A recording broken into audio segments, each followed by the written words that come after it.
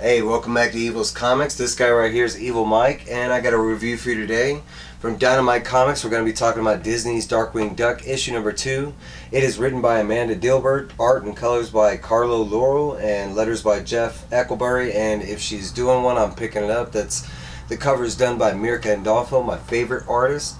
But there's a ton of covers that came with this. Be sure to check out your local LCS. Before we get started, please like, comment, subscribe, hit the bell if you're so inclined. Please comment. It's all free, doesn't cost you anything. So let's get to the review, right? First thing I'll say is, these books are doing a great job of the animation. It feels, or the art, it feels just like the animated cartoon did, and that's kind of another point I want to bring up. It feels like an episode. They only talk about the previous issue in one little sentence, and they do mention Megavolt, but other than that, they don't mention the previous issue. They basically go to a new toy store that opened up, Darkwing, Launchpad, and Goslin. Goslin kind of states that Darkwing never really takes her anywhere nice. Once they get there, Darkwing notices that there's a whole line of Darkwing Duck toys. There's even a line about like him not getting a cut of the royalties from the toys.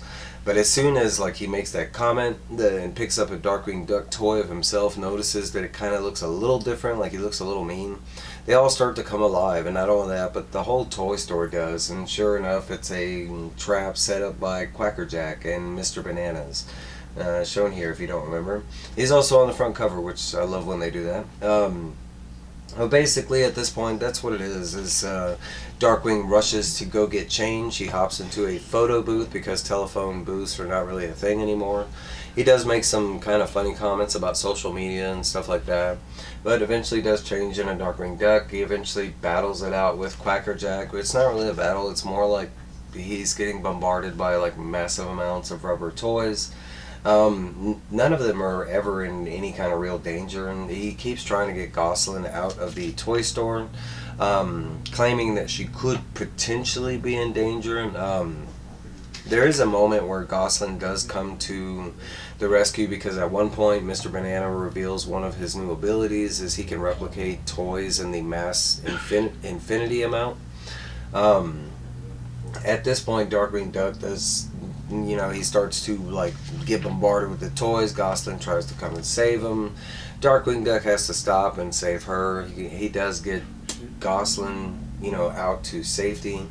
Eventually capturing Mega Duck, basically getting him out of the toy store, and he throws this kind of life raft around him, but it basically works as a full body handcuff.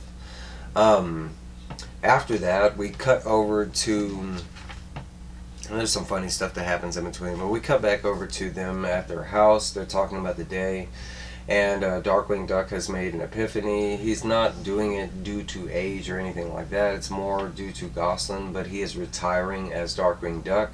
He states this to Launchpad, and Launchpad kind of states that, if there's nobody to be a sidekick to, there's no reason for him to be there. So he kind of leaves in kind of a huffy puff. There is one other thing that kind of came up in this issue, that how Darkwing Duck was funded, and it's based off of their version of Beanie Babies. Supposedly he hit it big on Beanie Babies back in the day, and that's how he's been, and he does reference 1996, but that's how he's been able to afford the whole Darkwing Duck lifestyle. But basically, after Launchpad leaves, that's where this issue leaves. We do get a sneak peek of the next issue and what's going to happen, and basically it's hey, it's an issue of everyday life with Drake Mallard, and he's going to be moving in with Morgana, supposedly. But that is this issue. At the end of the issue, there is some cool previews that I'd like to highlight. There is a Disney Villains series that's coming out. The first one is Scar, and they do have a preview of the second one, which is going to be Maleficent. My brother kind of stated that, and I kind of agree that Scar is going to be the cooler one, especially since we just had 2 previous movies with Maleficent in those movies, so I don't know. I told him to look at it like an alternate timeline kind of thing, alternate universe. Hey, but that is my review. Let me know your thoughts down below.